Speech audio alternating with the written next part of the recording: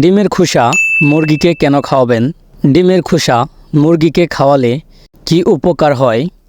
Calcium এর ঘাটতি পূরণ করতে ডিমের খোসা কিভাবে কাজ করে?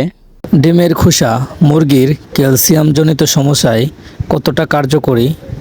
কিভাবে বিনা টাকায় মুরগির ক্যালসিয়ামজনিত সমস্যা দূর করবেন প্রাকৃতিক নিয়মে? এই বিষয়গুলো নিয়ে আজকে বিস্তারিত আলোচনা করব। আসসালামু আলাইকুম, আমি শামীম আছি আপনাদের সঙ্গে। নিয়ে এসেছি আপনাদের জন্য আরেকটি গুরুত্বপূর্ণ ভিডিও। তাই ভিডিওটা মনোযোগ দিয়ে দেখার অনুরোধ রইল। ভিডিওটা দেখার সময় কোনো স্ক্রিপ্ট করবেন না। স্ক্রিপ্ট করে বা টেনে টেনে ভিডিওটা দেখেন তাহলে অনেক মূল্যবান তথ্য মিস হয়ে যেতে পারে। প্রথমেই আলোচনা করব কিভাবে বুঝবেন যে আপনার মুরগির ক্যালসিয়াম এর ঘাটতি রয়েছে।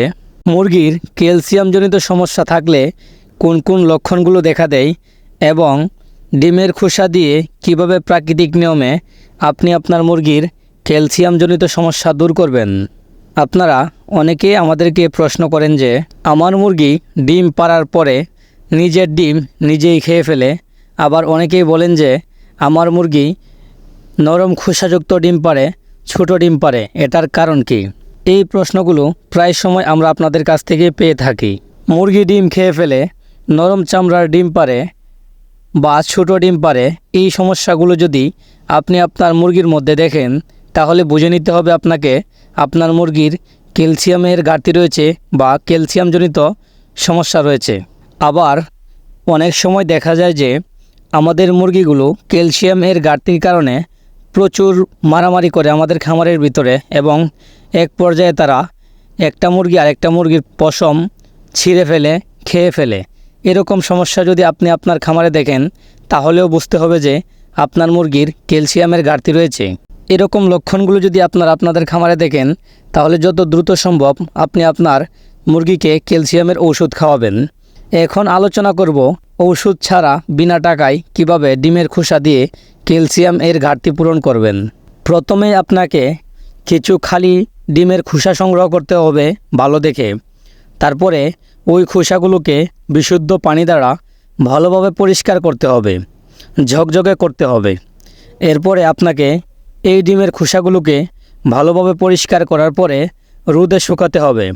রোদে শুকানোর সময় যাতে ময়লা না লাগে সেদিকে খেয়াল রাখতে হবে এবং ঝরঝরা করতে হবে যাতে কোনো প্রকার পানি বা অন্য কোনো দ্রব্য না থাকে সেদিকে খেয়াল রাখতে হবে।